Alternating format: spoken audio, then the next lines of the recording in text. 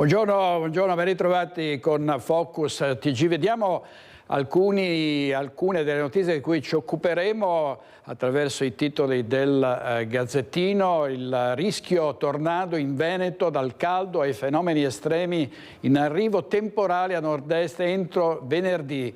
Oggi 30 luglio, 13 città da bollino rosso, ecco quali, dice il Gazzettino. E poi l'uccisione dell'orsa KJ1, aveva aggredito un turista, esemplare pericoloso. Maltar per 2 volte aveva detto di no all'abbattimento. Ci saranno polemiche sulla uccisione di questo plantigrado. Vediamo un'altra notizia dal Gazzettino: moto d'acqua della polizia con le bagnanti in bikini. Gli agenti consentono ad alcune ragazze di salire sui mezzi per fare selfie. Ogni occasione è buona per innescare una polemica estiva.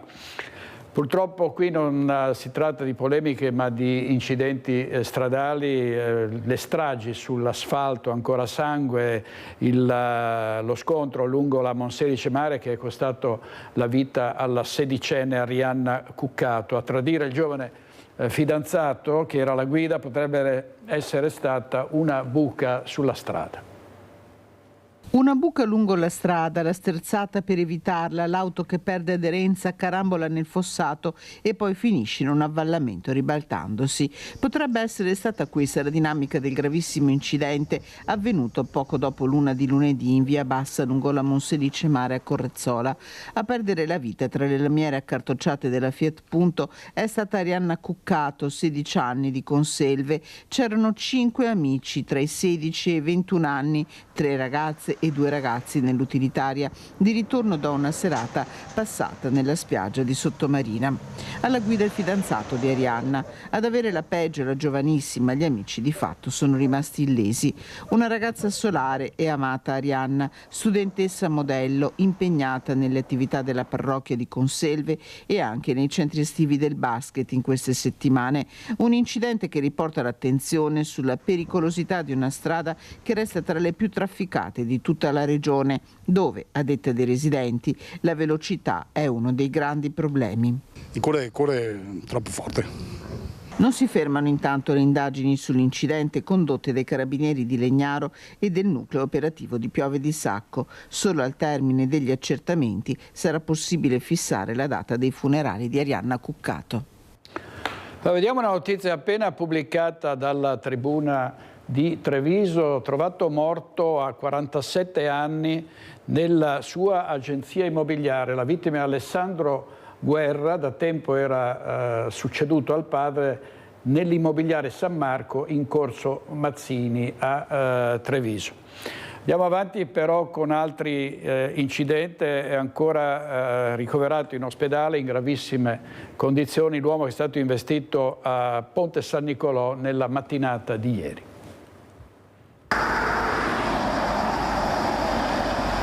Lo schianto contro il parabrezza dell'auto, poi il volo di 10 metri. Incidente lunedì mattina verso le 11 a Ponte San Nicolò, alle porte di Padova. Investito sulle strisce da una Citroen C3 guidata da un 62enne originario di Este ma residente in Ungheria, Guido Chinello, conosciutissimo in paese, presidente dell'associazione Amici del Mondo. Una persona splendida, è una persona che è presidente dell'associazione Amici del Mondo che cura e gestisce il nostro centro diurno per disabili, perciò è una persona che ha sempre avuto a cuore le persone con disabilità, le progettazioni e le progettualità legate a queste persone e all'inclusione. Perciò è una tragedia che tocca tutta la comunità e siamo vicini alla famiglia. E lungo via Marconi le vedete i rilievi della polizia locale intervenuta subito dopo l'incidente. Sul posto, oltre alla polizia locale, anche i carabinieri della locale stazione e i sanitari del SUEM 118 che per lunghi minuti hanno rianimato Chinello prima di portarlo in ospedale dove è stato ricoverato in terapia intensiva in condizioni gravissime. Le prossime ore saranno decisive. Probabilmente accecato dal sole, l'autista del mezzo ha visto solo all'ultimo Chinello che stava attraversando la strada a bordo della carrozzina su cui è costretto dopo un precedente incidente stradale.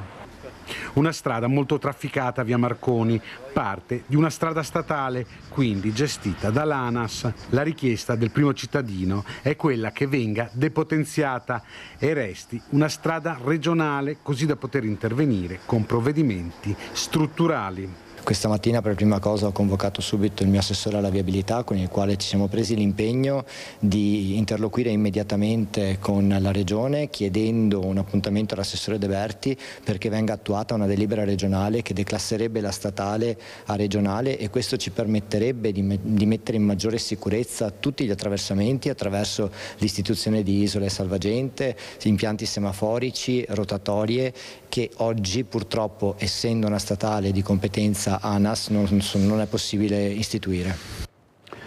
Un altro gravissimo incidente in Brasile, il calciatore Gianluca Salvetti muore a 17 anni, tra i protagonisti dell'ultimo europeo giocato a Porec ed ex calciatore del futsal Giorgione. Salvetti ha perso la vita in auto insieme al padre Rafael, la sorella minore è invece ricoverata in gravi condizioni, il cordoglio della Federcalcio. Andiamo in diretta a Venezia perché era previsto per oggi a mezzogiorno un punto stampa del presidente Luca Zaia. Sta parlando l'assessore Marcato, vediamo di cosa si tratta, in diretta da Cabalbi. È possibile attraverso bandi dedicati alle edicole e ai luoghi dove si vendono i giornali, i quotidiani e i settimanali.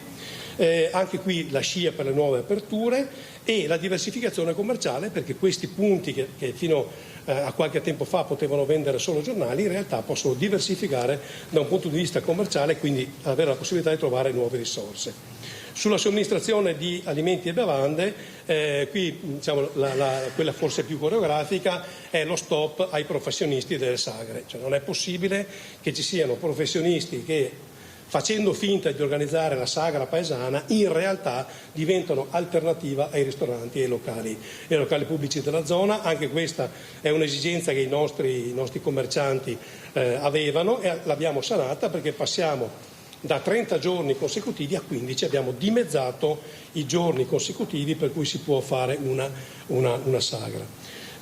Su impianti, per quanto riguarda impianti di distribuzione carburanti, anche qui ovviamente adeguamento normativo. Le due grosse novità sono l'obbligo di mettere per i nuovi impianti le colonnine di ricarica elettrica e che ci sia almeno un carburante alternativo che sia GNL o idrogeno. E abbiamo messo anche una sanzione di 100.000 euro per chi, cessata l'attività, non ripristina il luogo dove insisteva l'attività stessa. Due informazioni. Ad oggi, per quanto riguarda i distretti del commercio e quindi i commercianti di cui vi parlavo prima, cioè il piccolo commerciante, abbiamo riconosciuto 139 distretti del commercio, dove ci sono 248 comuni interessati, e come Regione abbiamo dato 56,3 milioni di contributi, quindi insomma uno sforzo davvero importante, per oltre 100 milioni complessivi di investimento. I luoghi storici del commercio che riscuotono un successo davvero straordinario, che devono avere almeno 40 anni di attività, noi diamo loro il riconoscimento, attualmente ne abbiamo riconosciuti 1516. Brevissime considerazioni finali. Questo è un DDL, come dicevo prima, assolutamente condiviso con il territorio, associazioni di categoria, l'ANCI, associazioni di consumatori.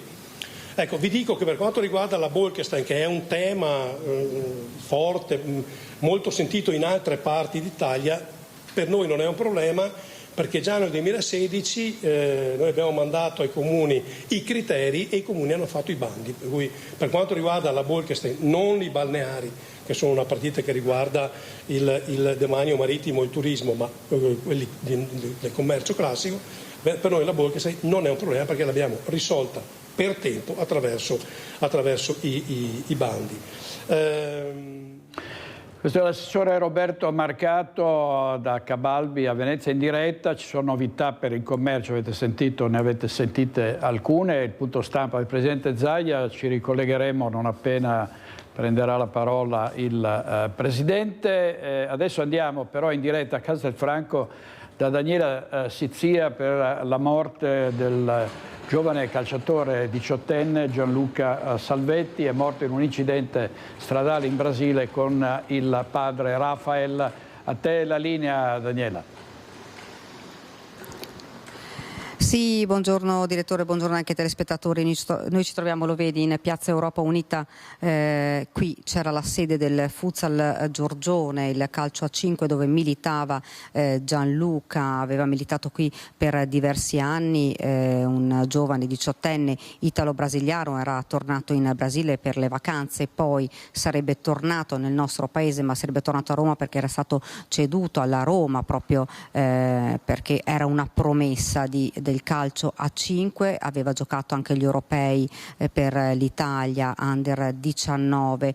È arrivata qua la notizia davvero come un fulmine a ciel sereno. Il presidente del Futsal Giorgione ha scritto: mai avremmo voluto darvi questa notizia, una giovane promettente, una giovane promessa del calcio a 5, abitava proprio qui in questo palazzo, proprio dove c'è la sede anche della società. Io sono in compagnia dell'assessore allo sport Gianfranco Giovene. Intanto buongiorno assessore. Buongiorno a tutti, questo è un triste momento che dobbiamo naturalmente ricordare, e permettetemi di esprimere le condoglianze e il cordoglio sia del sindaco che della comunità tutta, in particolar modo naturalmente non solo alla famiglia in Brasile ma anche alla società sportiva Futsal di Castelfranco Veneto, che si vede così colpita duramente. Ecco, direttore, l'incidente sembra sia venuto proprio ieri mattina con condizioni meteo avverse. L'auto del papà Rafael per evitare l'impatto con un'altra vettura ha sbandato ed è finito fuori strada. Purtroppo nulla da fare né per lui né tantomeno per il figlio, per Gianluca. In gravissime condizioni invece la sorellina ricoverata in ospedale e che viene assistita costantemente dalla mamma. Una famiglia davvero distrutta. Qui Castelfranco piange però un giovane che si era inserito davvero molto bene in questa comunità. Sì, è un giovane solare, un giovane naturalmente proprio vista l'età che era riuscito bene a inserirsi nella nostra comunità, non solamente dello sport ma proprio della vita sociale. Come premio, diciamo così, era stato ceduto alla Roma, che era i suoi obiettivi di fatto di vita sportiva, proprio di militare in una formazione di primo livello come stava avvenendo. Purtroppo la vita gli ha presentato un conto veramente durissimo. Un sogno, direttore, un sogno che si è spezzato ieri in Brasile, il suo paese. Qui lo piange Castelfranco ma anche la Roma, che ha fatto sapere insomma che la squadra, i dirigenti, tutti lo attendevano e sono sconvolti. La morte di un 18enne, lo ricordiamo, una promessa di questo sport. Direttore, qui da Castelfranco è davvero tutto, io ti cedo nuovamente la linea. Grazie molte a Daniela Sizia. Torniamo a Venezia in diretta perché insieme all'assessore allo sviluppo economico Marcato c'è il presidente Zaia. Sentiamo. No, nel senso che giustamente la proposta che viene fatta, portata all'assessore, che noi abbiamo approvato, è quella di dire un tempo ragionevole su un paio di settimane, se è una roba che non finisce più. È ovvio che abbiamo anche delle attività commerciali che vanno rispettate. Per 30 giorni di fatto il bar, il ristorante rischia di non lavorare, insomma, quindi.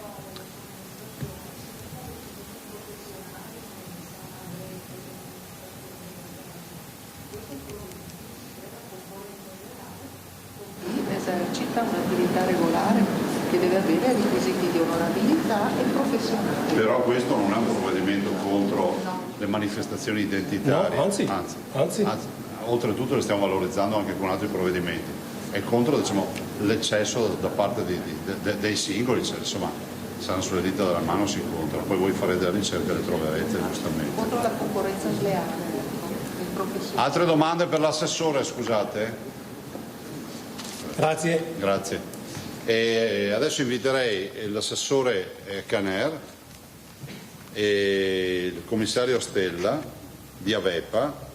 E questa è una partita molto interessante perché questa è una partita. E fra l'altro saluto, scusatemi, rischio di essere anche poco ospitale, e per fortuna mi sono ricordato. Saluto i rappresentanti delle banche che sono qui, che poi firmeranno, ovvero le banche rappresentate sono Banca Credit Agricole Italia, Banca Intesa San Paolo, Banca Monte dei Paschi di Siena, Banca Popolare dell'Alto Adige, Volksbank, Banca Unicredit, Cassa Centrale Banca Credito Cooperativo Italiano, Credem, Federazione Veneta delle Banche di Credito Cooperativo, e si precisa che nella Federazione Veneta delle BCC e per Cassa Centrale Banca sono incluse anche le banche di credito cooperativo, casse rurali ed artigiane. Poi loro firmeranno il protocollo. Di cosa stiamo parlando? Stiamo parlando di una grossa partita, stiamo parlando sostanzialmente di fondi agricoli, stiamo parlando di Avepa, quindi fondi comunitari. Siamo davanti a circa 1400 domande, le quali cubano, diciamo, nel totale danno un movimento finanziario di circa 360 milioni di euro. Di questi 360 milioni di euro, 175 sono parte pubblica e la rimanente è parte privata. Cosa si propone oggi? Si propone di firmare un accordo che è una grande novità. L'interlocutore che avrà riconosciuto il suo finanziamento con la pratica approvata e che avrà una parte di finanziamento pubblico e poi una parte di finanziamento proprio che dovrà metterci in iniziativa nel progetto, potrà chiedere l'intervento di una di queste banche, diciamo interpellare una di queste banche che anticipano, diciamo, il totale dell'ammontare, parte dell'ammontare rispetto a un accordo che facciamo oggi, che prevede già anche, diciamo, una definizione del tasso dello spread sul costo del denaro, e quindi direi che è una grande opportunità perché sono anticipazioni finanziarie che ci permettono ancora di più di essere competitivi fin da subito nel momento in cui ti arriva a casa l'approvazione del finanziamento. Passerei la parola prima al commissario Stella e poi facciamo chiudere all'assessore Caner. Sì, grazie Presidente, grazie all'assessore, buongiorno a tutti. Come diceva il Presidente, grazie all'impegno dell'Agenzia, alla volontà anche della Regione e alla collaborazione delle banche, sottoscriveremo oggi in pochissimo tempo, insomma, un protocollo d'intesa che prevede, come ha detto prima il Presidente, la facoltà di chi riceve beneficiario di aiuti comunitari, aiuti pubblici, di ottenere, che solitamente funziona così. Vi dico un attimo come funziona. Uno è un imprenditore agricolo, questa non è destinata alla grande industria, perché pensiamo, Presidente, che la grande industria abbia già il loro filone, insomma, di finanziamento, insomma. Ecco, qui andiamo proprio sulla piccola media, quello che secondo noi ha più bisogno. Fabrizio Stella chiede alla VEPA di usufruire, perché se deve comprare un trattore, deve costruire una stalla, sono finanziamenti, cioè investimenti, chiede di avere praticamente una misura che deve poter accedere a quella misura. Quella misura prevede che solitamente dal 40 al 60%, se viene ammesso e sei finanziabile, ti venga dato, come dicevo prima, a fondo perduto il 40, 50, 60%, dipende appunto dalla misura. Facciamo una media del 50%, si chiede 100.000 euro, si fa un'istruttoria, alla fine di questa istruttoria si diventa meritevoli o meno di ricevere dei fondi comunitari. E questa è la cosa più importante che abbiamo fatto che abbiamo presentato alle banche, per far sì che loro si rendano conto che Allora, novità per gli agricoltori, avete sentito la possibilità di avere dei finanziamenti e quindi di attivarsi su questo versante in maniera molto semplice e veloce. Magari poi sentiremo l'assessore all'agricoltura Federico Caner, ma torniamo alla cronaca. La morte di Alex Marangon, ci sono ancora tanti punti oscuri, un vero e proprio giallo, mentre continuano le indagini dei carabinieri. L'esperta tossicologa nominata dalla famiglia dice che c'è molto di riferito e niente di certo, e che bisogna partire a tappeto per scoprire se e cosa il 25enne quella notte aveva assunto. Sentiamo Daniela Sizia. Nei prossimi giorni gli esami tossicologici su Alex Marangon. Troppi i punti oscuri in questa vicenda che ad un mese di distanza ha ancora poche risposte certe. Cosa ha assunto il 25enne tanto da star male, da piangere, da urlare e fuggire? La ayahuasca o qualsiasi altra sostanza può provocare effetti devastanti sulla psiche di una persona. Gli effetti sono che la persona appunto ha una visione completamente diversa dalla realtà, potrebbe avere quelli che noi potremmo descrivere come incubi, come viaggi, come trip, così come succede con l'LSD, l'allucinogeno o anche l'ecstasy, ti porta comunque in mondi diversi da quello che stai sperimentando normalmente. Possono far vedere cose che non esistono, provocare terrore. Per questo, ci spiega Donata Favretto, esperta tossicologa forense dell'Università di Padova, nominata dalla famiglia di Alex Marangon, ci deve essere sempre qualcuno che non le prende. Nel caso dell'ayahuasca e anche negli altri tipi di viaggi è importante che ci sia sempre qualcuno che assiste, che non prende la miscela, la sostanza, e che aiuta quindi la persona che sta facendo questo viaggio a rimanere insomma in maniera sicura. Cosa che evidentemente non è accaduto quella sera all'abbazia di Vidor. Gli esami tossicologici si spera possano far luce almeno in parte su questa vicenda. Sono fiduciosa, continua la tossicologa, nella capacità che ha la scienza di individuare sostanze. Qui però non sappiamo effettivamente che sostanze sono state somministrate sì o no, sono tutti riferiti, no? Ecco. Quindi c'è molto di riferito e niente di certo, quindi secondo me si parte molto alla cieca, magari poi si scopre strada facendo che ci sono delle risposte più semplici, più facili insomma, di quello che si pensava. Certo bisogna iniziare a tappeto, no? Andando a coprire nelle analisi tutte le tipologie di sostanze che si possono pensare che abbiano effetti appunto psicotropi. No? La famiglia ha bisogno di risposta, ha bisogno di capire, di sapere cosa sia successo quella sera e perché Alex sia finito nelle acque del Piave con quelle profonde ferite. 7.000 euro in contanti sequestrati e un libretto con annotate le frasi da dire ai clienti per concordare rapporti sessuali. È stato chiuso un centro benessere a Padova. Una vera e propria casa d'appuntamenti nel cuore dell'Arsella a Padova. Questo hanno scoperto gli agenti della questura Euganea che hanno perquisito e sequestrato un centro benessere. La titolare dell'esercizio è stata arrestata per favoreggiamento della prostituzione, reato già commesso anni fa nel sud Italia. Gli agenti hanno inoltre sequestrato 7.000 euro in contanti nascosti in un cuscino e un taccuino con frasi tradotte per dialogare coi clienti e concordare la prestazione. Durante l'irruzione della polizia all'interno del locale, oltre alle maîtresse, erano presenti anche 2 ragazze, di cui una impegnata con un cliente che ha ammesso di aver pagato 100 euro per una prestazione sessuale. L'inchiesta della polizia nasce dalla segnalazione di un ex cliente che aveva ricevuto un messaggio da parte della titolare che lo invitava a tornare al centro benessere. Pensando ad un ricatto, l'uomo ha segnalato alla questura le attività che si svolgevano nel quartiere Arcella. L'occasione per entrare i poliziotti l'hanno avuta qualche mese fa, quando la stessa titolare li aveva chiamati perché un cliente, evidentemente non soddisfatto della prestazione, si rifiutava di saldare il conto.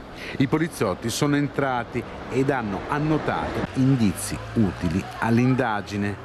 Ora la titolare del centro benessere è stata arrestata e portata nella casa circondariale di Verona.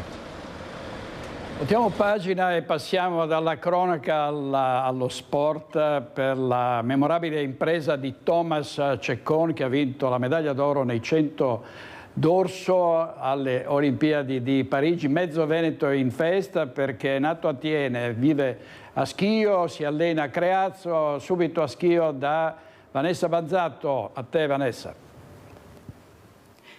Buongiorno a te direttore e alle persone che ci stanno seguendo. Aggiungerei anche un'altra cosa: si allena non soltanto a Creazzo ma anche e soprattutto a Verona, quindi davvero c'è mezzo Veneto che sta festeggiando questo splendido oro di Thomas Cecon. Con me la sindaca di Schio Cristina Marigo. Un momento importante per la città, insomma un vero trionfo per Schio e per questo giovane atleta. Beh, è stato un momento di grande orgoglio anche ieri sera. Tra l'altro noi eravamo in consiglio comunale proprio nell'ora in cui stava disputando la sua gara, perciò eravamo tutti lì che non vedevamo l'ora di riuscire ad uscire e a capire cosa fosse successo e a vederci la gara. Infatti siamo corsi ed è stato un momento di grande esaltazione, c'è stato uno scambio di messaggi, di telefonate, perché è veramente un grande orgoglio per la nostra città. Tra l'altro non è nuovo Thomas a questi, appunto al Palazzo Municipale, perché non è nuovo neanche a importanti traguardi, medaglie e vittorie raggiunte. Infatti è stato ospitato spesso qui, soprattutto dal nostro assessore allo sport e dal sindaco che c'era allora, perché per noi è veramente un simbolo per la città, è proprio quello che rappresenta la voglia di mettersi in gioco, la giovinezza, la disciplina e la grinta che rappresenta Schio in un certo senso. Non vediamo l'ora di averlo qua. E quando arriverà? Che avete già pensato di fare? E ieri sera abbiamo iniziato a metterci in opera, a far girare il cervello e a pensare cosa possiamo fare per accoglierlo nel migliore dei modi. Anche perché tra l'altro domani ci sarà una nuova gara, perché ci sarà il 200 d'orso che lo vedrà impegnato mattina e poi sera. E quindi insomma non è finita per Thomas l'Olimpiade e chissà, potrebbe non essere la seconda medaglia, perché ricordiamo che lui nella staffetta ha già preso anche un bronzo, quindi potrebbe non essere la seconda medaglia, il primo oro. No, infatti, e tra l'altro posso anche dire che in più di un'occasione l'abbiamo invitato qui, anche per eventi che riguardavano la città, ma è difficile averlo perché lui è sempre iper impegnato con il suo sport. Lei ha detto disciplina, in effetti un po' è la caratteristica di questo ragazzo, ma in realtà un po' la caratteristica di tutti gli atleti e le atlete che arrivano ad affrontare un'Olimpiade. Disciplina e convinzione proprio di mettercela tutta per arrivare al massimo. Sì, a me quello che colpisce sempre è la determinazione e la capacità di sacrificarsi perché sicuramente è un qualcosa che a loro piace, ma ci vuole una grandissima testa e maturità per impegnarsi e portare a casa risultati di quel tipo. Bene, insomma, sentito, adesso attendiamo soltanto il ritorno a casa di Thomas Cecon dopo le prossime gare che si trova ad affrontare nei prossimi giorni a Parigi, e sarà sicuramente una grande festa. Direttore, da Schio è tutto per il momento, ti ricedo la linea. Grazie molte a Vanessa Banzato e alla sindaca, e mi pare che ci fosse Alessandro Costacurta come operatore. Vediamo l'impresa di Thomas Cecon, vale la pena vedere tutta la gara e non c'è bisogno di commentarla, vediamo. Via che si parte per la finale dei 100 d'orso uomini. C'è Thomas Cecon, il primatista del mondo, campione del mondo nel 2022 in corsia 5 dall'alto. La finale più importante della vita di Thomas è appena iniziata. In questi primi 50 metri il suo obiettivo deve essere cercare di nuotare il più veloce possibile, ma nella maniera più distesa e armonica che gli può venire fuori da questa possente brociata che sta comunque riuscendo a compiere. È molto vicino al cinese Thomas alla virata, vira in 24,88, il cinese Xu 22 centesimi sono il tempo che lo distanzia dal cinese Thomas. Dai adesso con la progressione, dai adesso con le gambe. E c'è anche Ryan Murphy là in corsia 2, è il momento per Thomas Cecon, cogli l'attimo Thomas, c'è anche Ryan Murphy, sta salendo Thomas, sta salendo, sono gli ultimi metri, forza, è davanti Thomas sta dominando, è davanti Thomas Cecon, vediamo il tocco, è oro, un altro oro per Thomas Cecon, per la prima volta l'Italia medaglia d'oro nel dorso ai giochi. Davvero una vittoria indimenticabile, un grandissimo successo dopo tanti sacrifici e tante altre gare. Allora torniamo a Venezia perché sta, credo, parlando l'assessore Federico Caner, nuove misure a favore degli agricoltori attraverso un accordo con le banche. Sentiamo. Quindi sapete che l'agenzia, la VEPA, una volta riguardava soltanto i pagamenti in agricoltura, oggi Presidente, tu sai meglio di me, l'hai voluto anche tu fortemente, che riguardasse un po' tutti i pagamenti in generale, quindi anche il mondo del turismo, no, con i fondi Portfes ha queste misure di intervento. Quindi questa è una diciamo manovra che secondo me si può allargare anche al mondo del turismo. Anche qua da più parti me lo chiedono, non ho visto grandi persone che avessero la capacità di mettere a terra qualcosa, quindi secondo me da questo spunto dell'agricoltura potremo anche ampliarlo al mondo di turismo e dare una mano concreta, diciamo, alle aziende che hanno questa necessità di potersi finanziare. Basta, questo è tutto. Presidente, c'è la locandina, se vuoi farla vedere tu. Ce l'hanno in cartellina. Ah, ce l'hanno in cartellina, va bene. Ok. Avete domande? Grazie. Allora io direi chiamiamo le banche, ma voglio anche ringraziare tutti gli istituti di credito per il sacrificio. A voi non cambiano 360 milioni, però riconosciamo il sacrificio e soprattutto la sensibilità, lasciatemelo dire, perché comunque è una sensibilità nei confronti di un comparto che assolutamente non sta vivendo, diciamo, un momento d'oro. E poi anche direi per la credenziale che viene riconosciuta ad Avepa, perché Avepa ci mette la garanzia di solvibilità, nel senso che quando Avepa certifica un credito nei confronti di un cittadino, la banca finanzia il cittadino sulla base di quel credito nel dare la dimostrazione che il nostro rating è in linea con i rating e l'aspettativa delle banche. Io vi chiamo uno alla volta, spero che me l'abbiano messo in ordine alfabetico. Crédit Agricole, prego.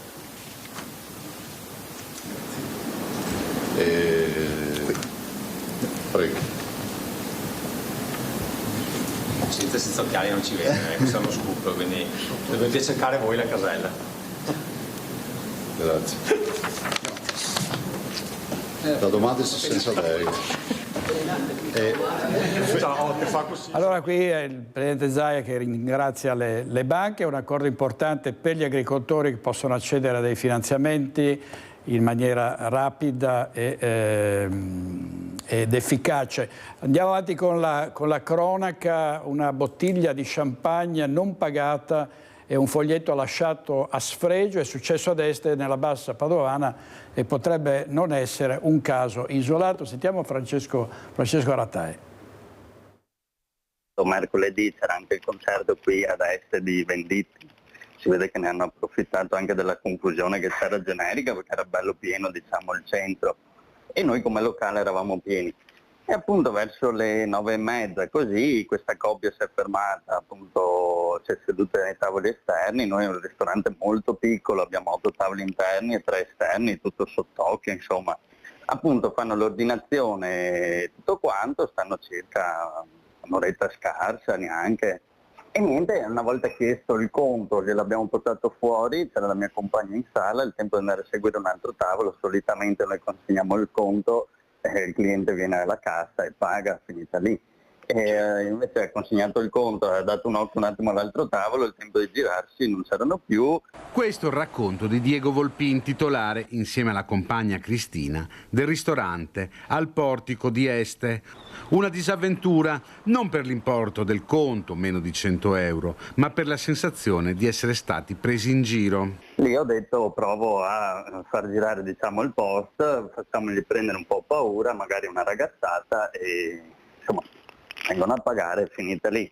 Invece appunto poi tra il tam tam siamo stati contattati da varie persone eccetera che ci hanno detto, mandato anche delle foto per diciamo delle foto da delle registrazioni per vedere se erano loro ed erano loro, e appunto ci hanno detto che è gente che sta facendo così nella zona est montagnana, in vari locali, vari negozi, insomma. Tra l'altro sembrerebbe che sono conosciuti, che stanno insomma un po' dentro e fuori dalle caserme, ecco. Resta l'amarezza per un gesto che ha il gusto della beffa, un atteggiamento sfrontato che Volpin vede troppo spesso nelle nuove generazioni. Fossero andati via senza pagare uno si può fare tante idee, no?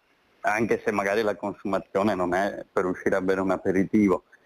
Però è proprio la modalità, è tra virgolette questo prendere in giro che c'è un po' anche tra i giovani. Adesso le ripeto, noi comunque siamo qui in centro paese e di cose insomma ogni tanto se ne vedono, cioè ci sono questi ragazzini anche per dirle a scemità passeggiando la sera, così fanno sparire magari il vasetto di fiori, cioè capito, proprio sono queste cose che fanno ultimamente. E quindi è proprio quello, sì, la modalità è il gesto di lasciarci lì la multa e tutto quanto, cioè proprio la presa in giro. Allora, occhio ai truffatori, ci sono anche i truffatori dello champagne. Dovremmo avere in diretta Carlo Alberto Inghilleri da Vicenza per la vicenda caotica degli autovelox non omologati. Sono stati avviati sequestri di alcuni di questi impianti, pare che i multati potranno essere rimborsati. Andiamo in diretta a Vicenza, a te Carlo.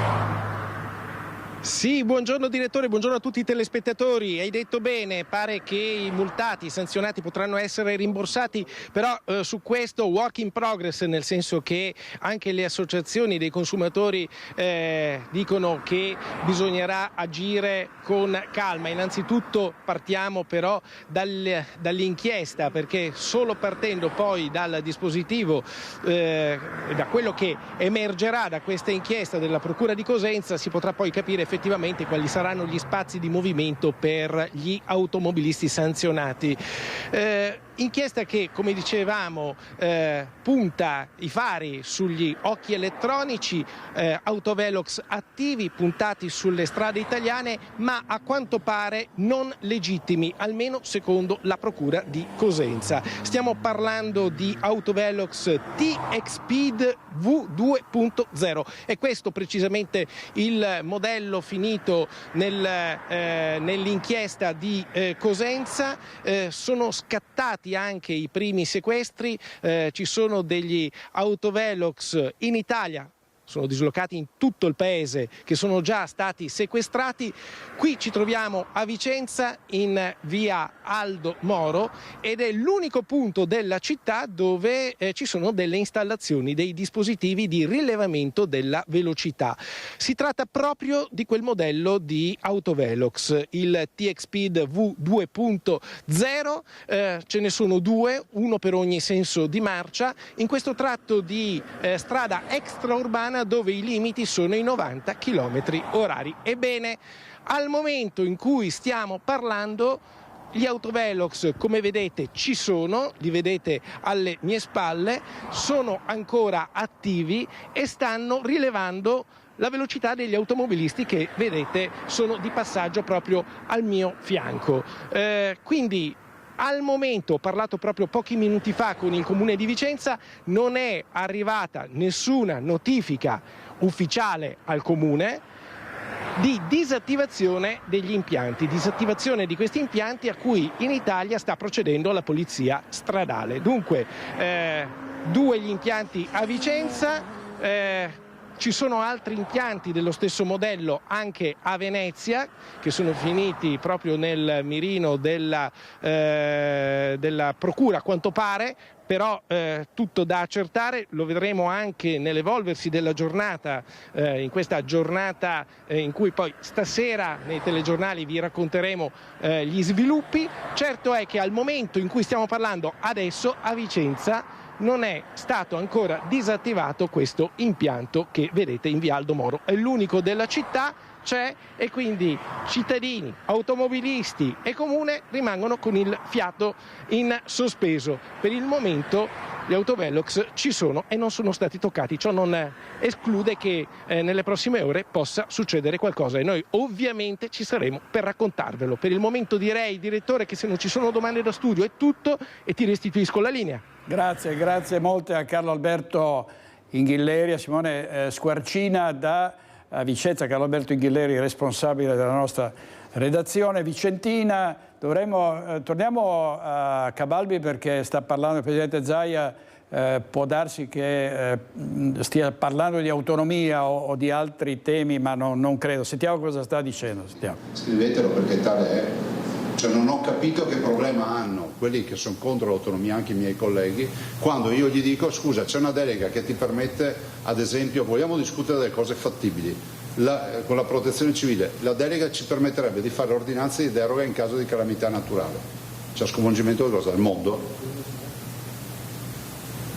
Cioè il governo stabilisce che gli uffici postali facciano i passaporti, quindi delega la funzione passaporti agli uffici postali. Ha sconvolto il mondo? E allora inizia a partire una nuova Partiamo filosofia. dal bambino salvato. La sperequazione nella competitività, cioè l'ufficio postale di Treviso è più efficiente dell'ufficio postale di Crotone, e allora i cittadini di Treviso saranno più efficienti ad andare all'estero a fare affari, arriveranno prima di quelli. Ma che ragionamento è questo qua? Guardate, l'autonomia è un'equa divisione del benessere, non del malessere. E qua c'è qualcuno che vuole l'equa divisione del malessere. La vera sfida per questo Paese è l'equa divisione del benessere. Altro? Prego. Mi risulta che il ministro Calderoli abbia chiesto di procedere insieme alle regioni che vogliono andare avanti. Ma è logico, bene.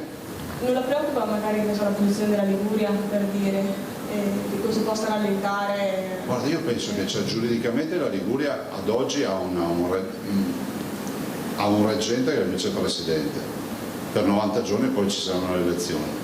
Nella finestra dei 90 giorni ci avverrà al tavolo, immagino, il vicepresidente o chi delegherà lui, e questo non compete a me. Dopodiché, quando ci sarà un nuovo presidente, deciderà se vuole continuare la trattativa o starsene a casa e dire che la protezione civile non gli interessa, ad esempio.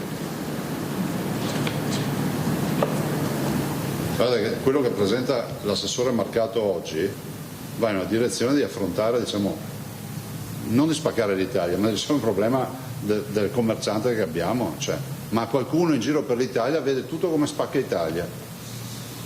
Vabbè, davvero spacca Italia al referendum, scrivetelo, perché se si arriverà al referendum comunque avremo i guelfi e i ghibellini. Andatelo a dire ai 2.328.000 veneti, che non sono tutti leghisti, non sono anche del PD, di 5 Stelle, di Forza Italia e Fratelli d'Italia, che qualcuno ha deciso per loro che non si dovrà fare l'autonomia. Andatelo a dire, ma andate di persona a dirglielo, non su Facebook. Altro? Grazie, buon lavoro e grazie ancora alle banche. Facciamo una foto con le banche prima.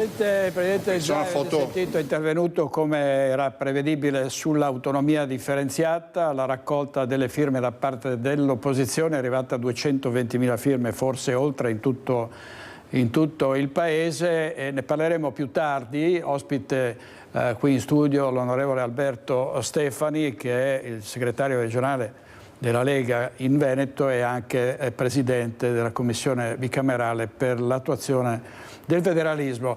Torniamo alla cronaca. A Udine, soccorso un ragazzino che era in difficoltà per le rapide. Vediamo il servizio della nostra redazione di TV12. Ha rischiato seriamente la vita un ragazzo di 14 anni che si è ritrovato in balia delle rapide della corrente una volta caduto nell'Arzino, ma è stato per fortuna salvato dal pronto intervento dei soccorritori. Il ragazzo era a Curnila, nella frazione di Pielungo di Vitodasio, dove stava in una spiaggia di sassi sull'Arzino. Non è la prima volta e purtroppo non sarà l'ultima che succede una cosa simile, ma l'episodio occorso al 14enne è stato tra i più pericolosi. 20 metri di dislivello nelle correnti e nelle rapide lo ha portato in basso, ma è stato pronto lui ad aggrapparsi alle rocce, a trovare un punto più tranquillo, una nicchia riparata dalla violenza dell'acqua, anche se un luogo al contempo impossibile da raggiungere via terra. Il tutto sotto gli occhi preoccupati dei genitori, tutti di Verona, che hanno visto trasformarsi una giornata di relax in un incubo. Proprio gli stessi genitori hanno chiamato i soccorsi, con l'intervento sul posto delle squadre speleo, alpine e fluviali dal comando provinciale di Pordenone e da Maniago e il distaccamento di Spilimbergo, il soccorso alpino della stazione di Maniago e l'elicottero del 118. Proprio l'elicottero è stato il mezzo necessario per andare a riprendere il ragazzo, con un tecnico che lo ha issato a bordo con una verricellata. Una volta sull'elicottero si è per fortuna constatato che il 14enne era incolume. Una tragedia sfiorata quindi, ma il tutto è finito nel migliore dei modi. L'ennesimo episodio che rilancia la polemica anche sulla cartellonistica che c'è in zona sul pericolo per i bagnanti, anche se più di qualcuno si lamenta della scarsa visibilità degli stessi. Ricorderete la tragedia dei 3 ragazzi che erano stati investiti da una piena sul Natisone, purtroppo erano stati ritrovati morti. C'è stata un'operazione antidroga della Guardia di Finanza a Vicenza, sequestrati quasi 8 kg di sostanze stupefacenti, denaro contante e orologi di lusso, con un arresto. È stato arrestato dalla Guardia di Finanza di Vicenza un algerino trovato con oltre 7 kg di hashish e circa mezzo chilo di cocaina. La scoperta è avvenuta durante un controllo sulle auto in circolazione in città. L'indagato, vedendo i militari, ha prima rallentato la corsa, poi ha accelerato senza fermarsi all'alt. Dopo una breve fuga con l'auto, l'uomo ha cercato di sottrarsi alla cattura, correndo poi a piedi e portando con sé lo stupefacente 2.900 euro. Dopo un breve inseguimento è stato intercettato dai finanzieri e fermato. All'esito del controllo si è rivelato essere un soggetto di nazionalità algerina, completamente sprovvisto di qualsiasi documento d'identità e quindi irregolare sul territorio nazionale e gravato da numerosi precedenti di polizia specifici in materia di stupefacenti. Non si era fermato all'alt dei militari ed è stato intercettato poco dopo, sviluppando dapprima un inseguimento con la propria autovettura e poi cercando di darsi alla fuga a piedi. Allora, questa era la cronaca GDF. Torniamo a Venezia perché il presidente Zaia viene intervistato dai colleghi. Sentiamo. Semplice. Presidente, l'indagine per corruzione in corso a Venezia, lei ha ribadito la fiducia nella procura, nella magistratura, ma da un punto di vista politico questa situazione così complicata a Venezia può avere, come dire, conseguenze sul piano regionale? Ma guardi, a livello regionale decisamente no, se riguarda l'amministrazione regionale. Noi stiamo guardando, cioè osservando da fuori, anche perché personalmente non conosco le carte. Dall'altro massima fiducia nella Procura di Venezia, lo ha dimostrato anche in altre inchieste che noi abbiamo seguito, e dico anche che poi tutto il tema che spesso mi ponete di missioni, non di missioni, è un fatto personale dal quale me ne tengo fuori. Un sondaggio recentemente ha detto che se la lista Zaia, la Lega e un'altra lista autonomista si presentassero alle prossime regionali vincerebbero. Questo è il tridente, no? Teorema marcato. A me è venuto in mente Nettuno, no? Nettuno con la... Ma guardi, cioè io penso che sia fondamentale confermare questa alleanza che noi abbiamo, con la quale stiamo governando questa regione da 14 anni. Abbiamo una buona intesa, c'è una bella intesa a livello nazionale, poi ovviamente i sondaggi confermano un sentiment e vanno rispettati per quel che sono, però sono dei sondaggi. Il piano Salvini per infrastrutture, la Pedemontana sarà all'interno di questo piano e qual è la vostra posizione? Ma guardi, non glielo so dire, intanto la Pedemontana sta crescendo bene in traffico, è la più grande infrastruttura a livello nazionale. Vorrei ricordare ai più distratti che non me la sono inventata io ma me la sono trovata, fra l'altro in difficoltà. Ricordo che è una strada dichiarata in legge obiettivo di interesse nazionale nella notte dei tempi, tanto è vero che è un contributo nazionale, dopodiché è arrivato un governo nel 2016, guarda caso non nostro, e ci ha tolto il commissario e ci ha tolto anche l'interesse nazionale. Quindi forse qualcuno pensava che ci infangassimo, invece le abbiamo concluse. Però il fatto di socializzare sul piano nazionale quelle che sono le entrate, quelle che sono le spese delle varie infrastrutture, lei ha ricordato anche recentemente che la 4 è stata fatta 70 anni fa, adesso è solo in guadagno, mentre le infrastrutture nuove sono in perdita. Questo sarebbe giusto come criterio? Ma guardi, intanto noi italiani abbiamo sempre rivendicato il fatto che questo patrimonio pubblico che sono le autostrade, ricordo che un patrimonio pubblico non privato, fosse a beneficio del pubblico. Dopodiché vanno rispettati anche gli accordi con i privati, quindi immagino che il Ministero abbia voluto porre la questione. Dall'altro lei ricorda la 4, 75 anni fa penso che non fosse inattivo la 4, oggi parliamo della quarta, quinta corsia. Per la Pedemontana sarà la stessa cosa, questi discorsi li ho sentiti dalla nostra opposizione anche col passante di Mestre, sembrava che tutti dovessero continuare a fare la tangenziale, oggi il passante di Mestre guadagna e il passante di Mestre mi sembra, se non sbaglio, sia stato inaugurato nel 2009. Se c'è questa battaglia contro l'autonomia attraverso il referendum, si può ipotizzare un'Italia addirittura senza regioni a statuto speciale? Ma guardi, questo non lo deve chiedere a me perché io difendo la libertà altrui, quindi difendo la specialità altrui. Lo dovrebbe chiedere ai proponenti del referendum perché anch'io mi sono posto questa domanda. Ma se fai tutto sto casino contro un decentramento amministrativo per le regioni a statuto ordinario, mi vuoi spiegare come la pensi rispetto alle regioni a statuto speciale e alle 2 province autonome? Ripeto, io le difendo. Che tempistiche prevede adesso per la sostituzione dell'assessore Donazzani? Bah, guardi, c'è una roba veloce, nel senso che l'assessore si è dimessa, è decaduta, anzi si è dimessa in virtù della sua nomina in Europa il 19 luglio. Penso che non passerà più di un mese, assolutamente. Ma c'è uno stallo in Consiglio regionale, per esempio per la nomina della vicepresidenza, poi c'è Polato che non ha ancora dato le dimissioni e bisognerà votare l'incompatibilità tra l'altro tra i 2 carichi. Guarda, questo non glielo so dire perché compete al Consiglio regionale e mi guardo bene da occuparmi di cose che non sono mie, già ne ho tante di mie, non glielo so dire. Se si presentasse col tridente che diceva prima non ci sarebbe questo problema con Fratelli d'Italia. Ma guardi, io penso che invece dobbiamo rispettare questa alleanza, dopodiché i sondaggi ovvio danno un sentiment, non hanno fatto quello con la mia ricandidatura perché sarebbe stata un'altra roba. Io posso fare una domanda leggera, Prego. Thomas Ceccon ha vinto la medaglia d'oro, un Vicenti... Io sono un fan di Thomas Ceccon, l'ho incontrato quando non aveva gli ori, sono andato a trovarlo in piscina, fra l'altro a Verona, c'è anche una foto con lui. A parte il fatto che è mastodontico come fisico, andrebbe visto di persona per capire la potenza fisica e la natura cosa gli ha donato. Ragazzo determinato, guardate che arrivare a quei livelli vuol dire vivere in acqua, È un invito a tutti i ragazzi che magari a volte vogliono mollare nello studio, nell'attività sportiva, negli impegni che hanno. Ecco, andate a vedere cosa fa un nuotatore come Thomas Ceccon o un tennista come Sinner di allenamento e vi rendete conto cosa voglia dire la determinazione. Non basta avere talento, ma ci vuole anche determinazione e applicarsi, perché un violinista con grande talento non si esercita mai e un ragazzo che non è un grande talento ma si esercita sempre suona meglio. Cosa ha provato quando ha visto che ha vinto la medaglia d'oro? Allora, io da Ceccon devo dire me l'aspettavo, perché comunque avevo anche gli insider, è da mesi che mi dicono che sta facendo grandi tempi e se lo merita. Ho pensato a lui che se lo merita, a tutta la squadra che lo segue, perché sono tanti e sono quasi tutti veneti, e poi ho pensato anche ai suoi genitori e alla soddisfazione per i genitori. C'è d'oro, la prima di un veneto in vasca, direi assolutamente grande Thomas. Sottovuda, che è un percorso di rinascita dopo Vaia. Sì, e io sono stato commissario oltretutto di governo e voglio anche ricordare che si fa con i fondi che io ho portato a casa, visto considerato che ho negoziato 1 miliardo di euro di fondi in 3 anni, i risultati si vedono. Dovreste andare per fare un esercizio a prendervi i commenti dei soliti esperti, quelli sempre seduti sul divano di casa, che spiegavano cosa bisognava fare. Se li avessi ascoltati sarebbe un disastro lì oggi. Il nuovo codice del commercio, finanziamento dell'agricoltura, commercio e agricoltura sono da sempre, hanno una storia molto importante in Veneto. Il commercio sono 198.000 imprese, un nuovo codice che riprende leggi vecchie del 2001, del 2003, del 2007 e dall'altro... Allora avete sentito il Presidente Zaia anche sulla vittoria di Thomas Ceccon, sull'autonomia, sulla pedemontana. Adesso andiamo a Padova e parliamo di test di medicina. Sentiamo Chiara Gaiani.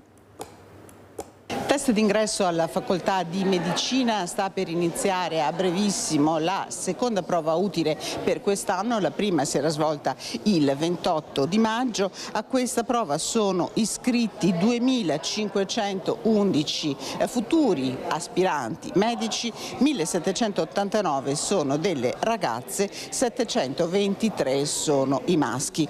Una prova di tipo attitudinale che sarà svolta in 60 domande. Dall'anno scorso, ricordiamo, gli studenti possono affrontare anche più prove per raggiungere un punteggio migliore e per tentare di entrare nella facoltà da loro prescelta. Allora andiamo a conoscere chi sono alcuni degli studenti che stanno appunto per cimentarsi nel test, studenti che arrivano da molte città del Veneto. È la prima volta che provi il test? No, è la seconda. Sì, l'ho fatto anche l'anno scorso, non sono passata e proviamo questa volta. Hai delle speranze? È la seconda. La seconda siamo venuti anche la prima, è andata bene, ma speriamo sempre di migliorare il punteggio. Quindi l'obiettivo è cercare una facoltà che ti interessa di più? Sì, diciamo che cercare di uscire un po' dall'ambiente mondano della mia città, provare nuovi ambienti, scoprire cose nuove. Dove vorresti frequentare medicina? Personalmente Bologna. Non sono entrata, ho fatto un anno da un'altra parte e adesso sono qua. E qual è il sogno? Entrare a medicina per poi diventare? Pediatra. Ho fatto come lei un anno a infermieristica, però comunque mi piacerebbe fare medicina, vorrei fare chirurgo io. È giusto fare il test d'ingresso, questa selezione? Non so, la banca dati non mi è piaciuta molto perché mentre prima era più meritocratico, ovvero uno studia, si impara gli argomenti richiesti e fa il talk il talk misura appunto la propria capacità nelle domande. Adesso con la banca dati non è più meritocratico, una persona si impara a memoria le domande, le risposte, quindi uno viene qua e fa il talk a memoria, come penso la maggior parte delle persone qua. Ecco, avete sentito sentito i futuri medici, futuri aspiranti medici, molti che hanno magari già iniziato anche un percorso universitario nel tentativo di riprovare il test, un test che continua ad essere criticato sul numero chiuso di medicina. Ancora la politica sta dialogando, da una parte la richiesta incessante di medici, dall'altra un test d'accesso necessario per le università, ma ci spiega tutto, anche la logica di questo test, il presidente del corso di laurea in medicina e chirurgia dell'Università di Padova, Marcello Rattazzi. Si è sempre cercato in questi anni di trovare una formula che possa raccogliere, diciamo così, la maggiore efficacia nell'intercettare studenti che siano poi performanti nel percorso di studi. Quello che posso dire è che questa formula attuale comunque recluta all'interno del corso di studi di medicina studenti di qualità, perché noi ogni anno laureiamo circa il 50% degli studenti di medicina alla prima sessione utile per la loro formazione, quindi vuol dire per il loro conseguimento del titolo, quindi vuol dire che chi entra poi performa in modo eccellente nel percorso di studi. Servizio di Chiara Gaiani, oggi in regia Andrea Basso e Renato Capoia. Andiamo avanti con la cronaca, c'è stata una brutale aggressione a Romano Dezzelino. Paura domenica pomeriggio a ridosso del supermercato Battocchio Romano Dezzelino, dove un uomo è stato aggredito brutalmente da alcuni giovani dopo essere intervenuto per riprenderli per il rumore insopportabile tra gincane e sgommate che stavano facendo nel parcheggio. Un momento terribile, come ci racconta uno dei testimoni che ci ha chiesto di mantenere l'anonimato per timore di ripercussioni. Sono passati 3 a piedi e dopo è venuto giù un signore che abita a sua casa e sentiva gridare e in pratica si è avventato addosso e che altri ora buttato per terra e ora ero qua in giardino e sono visto qua sotto a chiamare i carabinieri. In mezzo a una strada si sono picchiati. Ho visto che aveva tutta la testa sangue scendeva. Siete preoccupati voi residenti? Senz'altro. Ladri scatenati anche nell'Alta Padovana, Villa del Conte, sono entrati in un'abitazione, erano travisati con delle maschere a gas. Ancora un furto in un'abitazione dell'Alta Padovana è accaduto nel fine settimana a Villa del Conte in via Sega, dove i malviventi sono entrati in azione addirittura con le maschere a gas. A denunciarlo sui social è la figlia dei padroni di casa che hanno subito il terzo furto in 2 anni. È accaduto verso le 23:30 e i ladri sono entrati nonostante l'allarme con fumogeni. Erano in 4 con tanto di maschere antifumo. Hanno agito in tutta tranquillità staccando le fotocamere interne e mettendo sottosopra la casa. In quel momento i proprietari non c'erano. Ladri onnivori che non hanno risparmiato neppure un'altra abitazione a circa 200 metri di distanza. Sul fatto stanno indagando i carabinieri. I lupi sono ormai non solo in quota, sono scesi a ridosso della pianura e il fenomeno preoccupa tanti cittadini. Vediamo il racconto dell'ultima predazione avvenuta alle porte di Bassano del Grappa. Questa mattina ci siamo accorti che la pony nostra è stata predata dai lupi e secondo noi più di uno per l'attacco che ha ricevuto. La conferma che ci fosse almeno un esemplare adulto e altri più giovani arriverebbe dalle impronte trovate intorno alla preda. Praticamente era la nostra mascotte, è nata qui, è cresciuta qui e adesso era più di 10 anni che ci accompagnava. La pony era un'attrazione anche per i clienti e i tanti escursionisti. Gli altri animali che pascolano liberamente nel terreno dell'azienda si sono rintanati impauriti per tutta la notte nel bosco. Si tratta di 2 asini e una cavalla, uscite allo scoperto solo in tarda mattinata, e lei stessa ha capito in quel momento quanto fosse successo guardando da lontano la carcassa della malcapitata compagna. L'arrivo dei predatori, praticamente in pianura a ridosso del centro di Bassano, è fonte di preoccupazione, ma purtroppo non è una sorpresa. C'era stata ultimamente qualche segnalazione qua in zona, nelle valli vicine, però sempre qualche esemplare singolo, però questo è un attacco sicuramente di più animali, quindi da adesso in poi secondo me la situazione potrebbe anche precipitare. Anche l'azienda confinante vive gli stessi timori. Il problema più grande è la preoccupazione per la stalla, cioè tutta aperta, vitelli nelle gabbiette appena nati, e vacche che partoriscono comunque tutte in box, quindi sono tutte libere e loro sono dentro lì, quindi se arriva anche un lupo o più di uno purtroppo la predazione avviene sicura. Gli appelli alle istituzioni sembrano cadere nel vuoto e lo sconforto cresce. Un allevatore che dedica la vita a questo, a tutto questo, si ritrova al mattino con un mucchietto di carne, che stimola di andare avanti con l'azienda. C'è un allarme tornado in Veneto, dal caldo ai fenomeni estremi, sono in arrivo temporali a nord-est entro venerdì, potrebbero esserci appunto anche delle trombe d'aria ed è stata un'ondata violenta di maltempo che ha colpito la Marca, la Valbelluna, ma in particolare Macerata sul Piave. Vediamo il servizio di Edi Kaliman.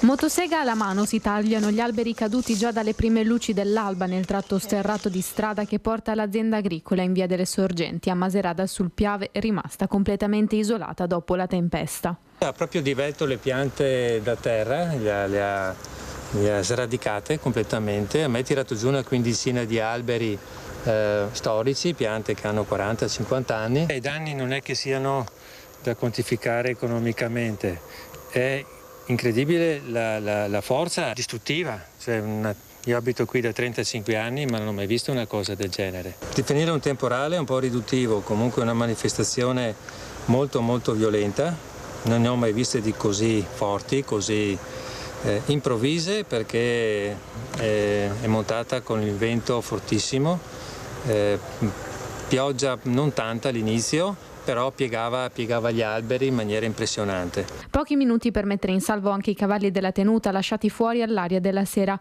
giusto in tempo prima che il temporale rompesse anche i recinti. Poco distante, sempre nella stessa via, il vento ha fatto volare la recinzione di un pollaio e scoperchiato un garage, pannelli che hanno colpito il muro della casa. Abbiamo appena fatto in tempo ad entrare, a rinchiuderci dentro casa perché vedevamo questa cosa che arrivava, ma non pensavamo che andasse a finire così e praticamente poi si sentiva questo vento forte ma non riuscivamo proprio neanche ad aprire per vedere. Poi quando si è un po' calmato siamo usciti, ma ovviamente era già notte, non c'era la corrente, quindi con la torcia abbiamo cominciato a guardare. Abbiamo trovato praticamente cose che sono volate da 30-40 metri di distanza. E quindi si è scoperchiato metà tetto del garage, i pannelli fotovoltaici si sono schiantati contro tutto ciò che trovavano e hanno rotto tutto ciò che trovavano. Danni più o meno come?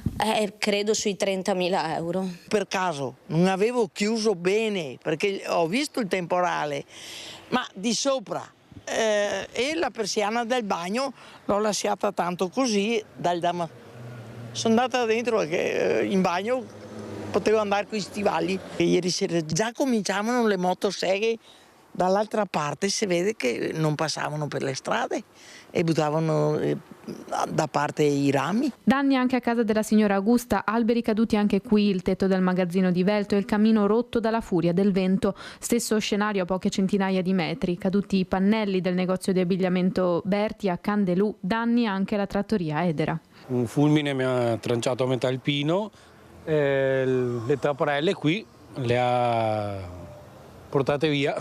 Completamente scoperchiato il tetto di un condominio in via Venezia dove i residenti hanno raccontato di aver sentito un forte boato durante la tempesta. La sorpresa all'indomani con le prime luci del giorno quando la strada era ricoperta dai cocci delle tegole cadute. Servizio di Edi Kaliman, andiamo in pubblicità ma state con noi perché avremo qui in studio Alberto Stefani, deputato della Lega, segretario regionale del Carroccio, a tra poco.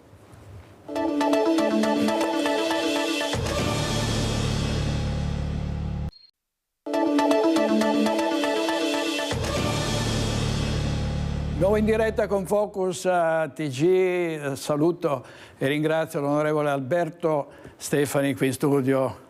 Buongiorno a lei direttore, buongiorno a tutti i telespettatori. Buongiorno, grazie molte, grazie per essere qui, segretario regionale della Lega e presidente della Commissione bicamerale per l'attuazione del federalismo. Ovviamente parliamo di autonomia perché l'opposizione sta sparando ad alzo zero contro la nuova legge Calderoli, è in corso una raccolta di firme per un referendum abrogativo. Ieri abbiamo sentito una sua nota in cui diceva questo referendum abrogativo offende tutti i veneti.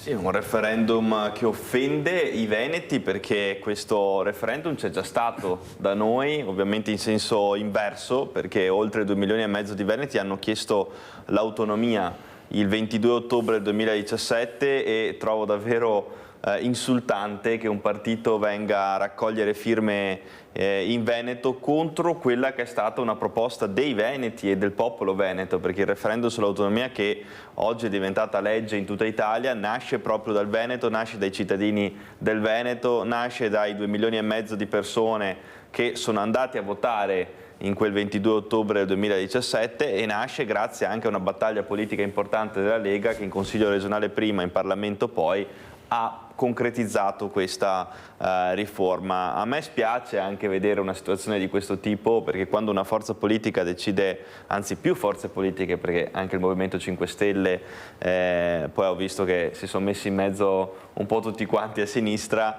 decide di raccogliere firme contro una proposta del Veneto, probabilmente si pone in un clima di antagonismo nei confronti di questa terra, una terra che ha una vocazione autonomista, ha una vocazione regionalista, è assolutamente convinta che il principio di sussidiarietà verticale, che è quello che ci dice che più si avvicina il decisore al territorio, migliore è l'efficienza dei servizi, chi decide di contrastare tutto questo decide di fare un colpo al cuore del Veneto e noi questo non lo possiamo assolutamente ammettere.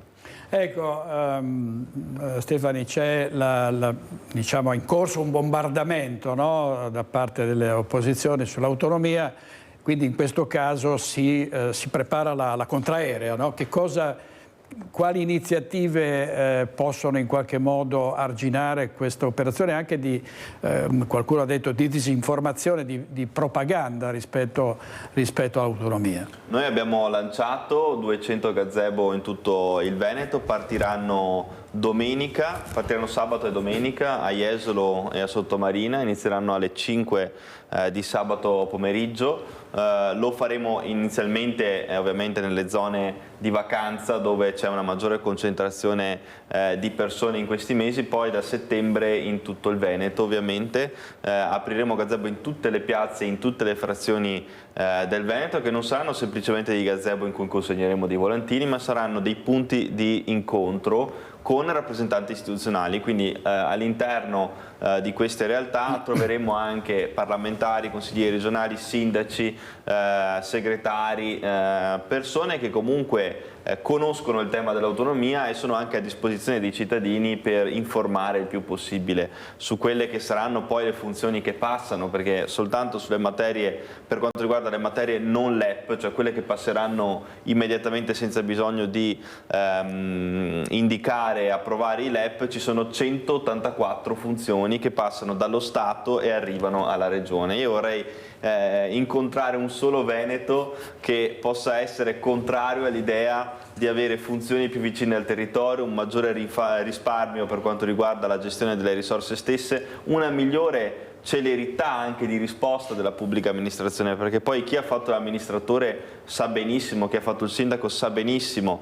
che più si allontana poi l'organo che decide rispetto al territorio, maggiore sarà la burocrazia, maggiore sarà il tempo di risposta della pubblica amministrazione nei confronti del cittadino, più difficile sarà poi il soddisfacimento dell'interesse del cittadino stesso nei confronti della pubblica amministrazione. Questi sono dati di fatto e dati che ciascun cittadino veneto, quando va a bussare alle porte di un ministero, può assolutamente verificare. Quindi molti cittadini che ci stanno seguendo sanno benissimo la differenza di chiedere risposte a un sindaco e la differenza di chiedere risposte a un ministero, che è completamente diverso.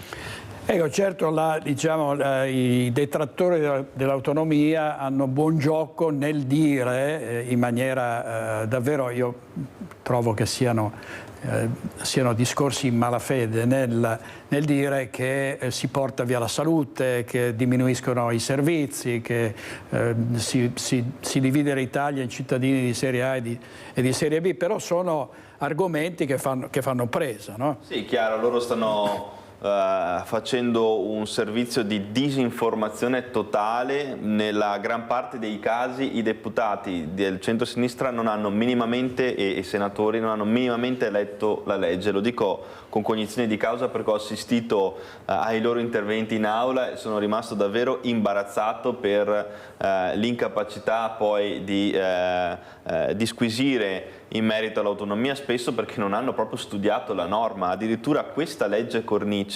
che tra l'altro resterebbe appunto una legge cornice, quindi già questo farebbe capire che in realtà il referendum forse non dovrebbe nemmeno essere richiesto nei confronti di una legge del genere, produce dei LEP, cioè ci dice che lo Stato sotto determinato standard in determinate materie non può andare, non potrà andare, quindi è una garanzia anche e soprattutto nei confronti dei territori del centro-sud dove i LEP non sono raggiunti da decenni. E vorrei anche ribadire che se ci ritroviamo in una situazione in cui ci sono degli squilibri infrastrutturali, sanitari, finanziari tra le regioni, questi squilibri vi sono in un regime di centralismo, in un regime in cui l'autonomia non era ancora stata approvata, e quindi possiamo provare a pensare che una riforma autonomista, una riforma che avvicina i territori ai decisori politici, una riforma che mette al centro l'efficienza dei servizi,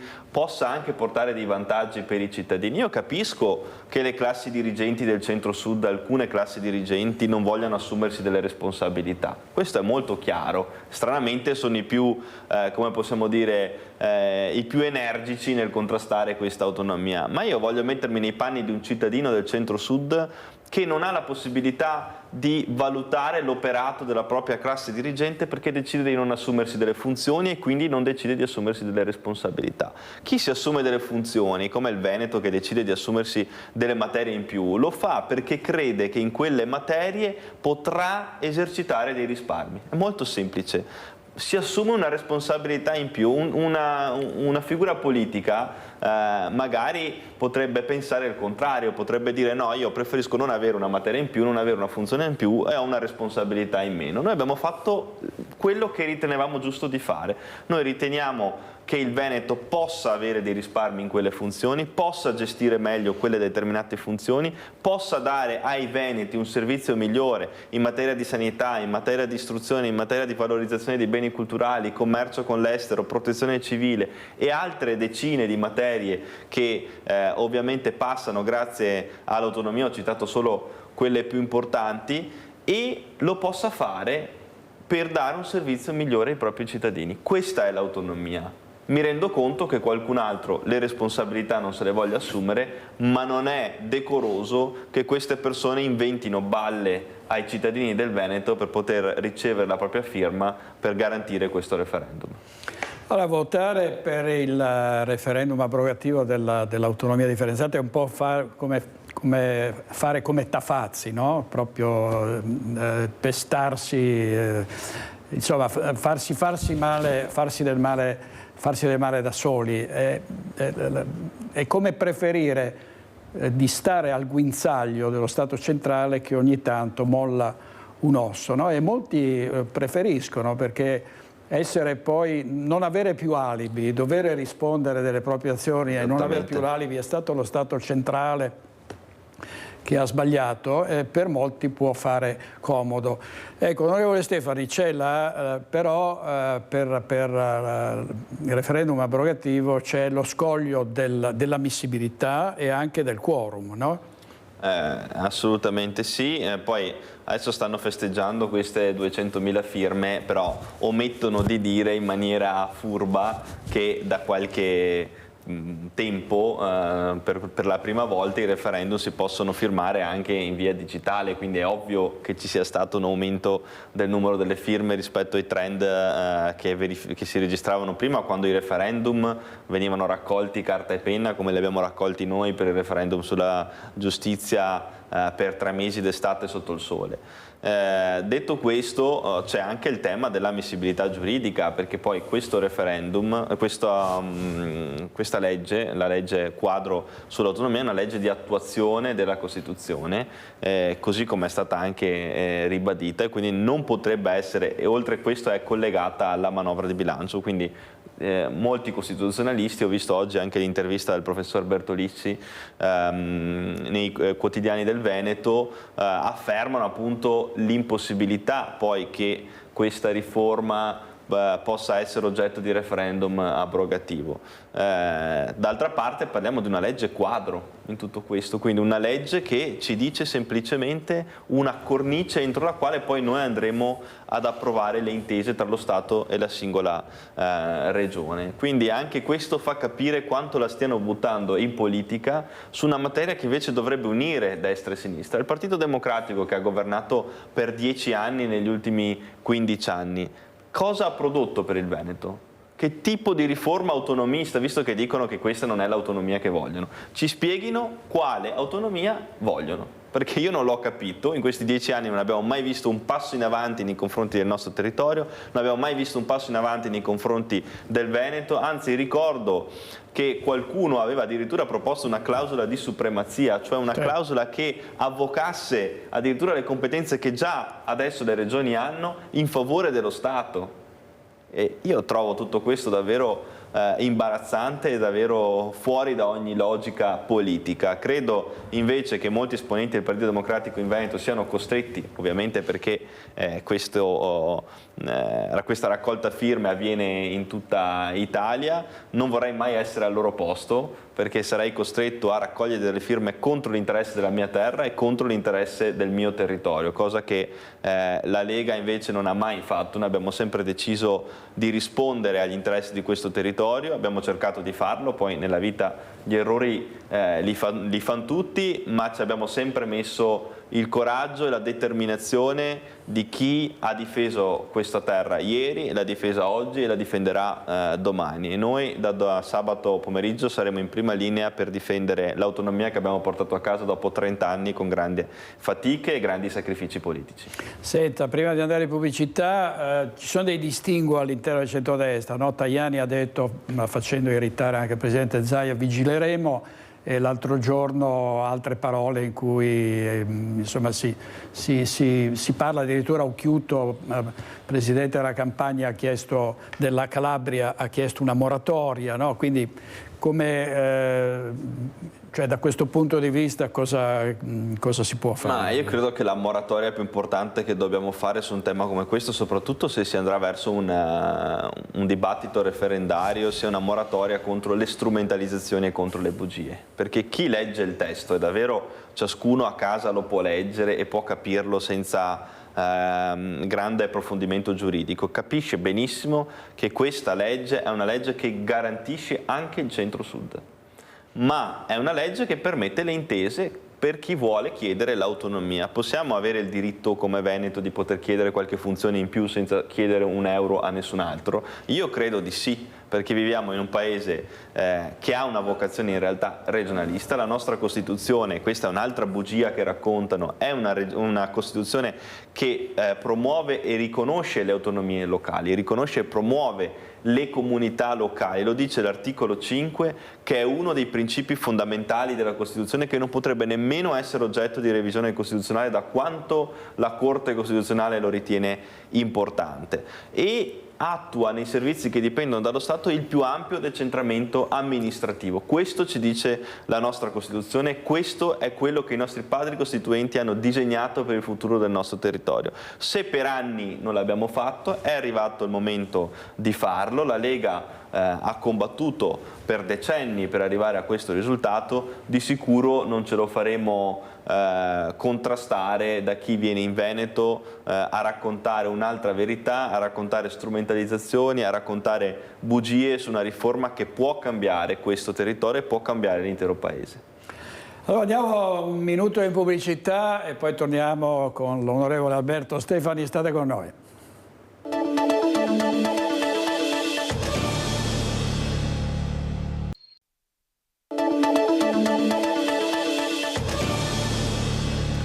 Noi in diretta con Focus TG, l'onorevole Alberto Stefani, ovviamente parliamo di autonomia e della raccolta delle firme da parte dell'opposizione per abrogare la legge Calderoli, che è appena stata approvata, ricordo, con la firma del Capo dello Stato. Mattarella non avrebbe firmato se ci fosse stato qualcosa di strano. Questo credo che vada sempre messo in evidenza, no? Assolutamente sì, Mattarella non solo ha autorizzato la presentazione del disegno di legge alle Camere qualche mese fa, ma addirittura promulgato la legge una volta che è stata approvata. Sappiamo che in questa sede, sia di autorizzazione sia di promulgazione, qualora ravvisasse il Presidente della Repubblica dei profili di incostituzionalità, il Presidente può riservarsi di non firmare la legge e di mandare un messaggio motivato alle Camere. La cosa non è stata fatta, noi eravamo assolutamente convinti di questo, sapevamo che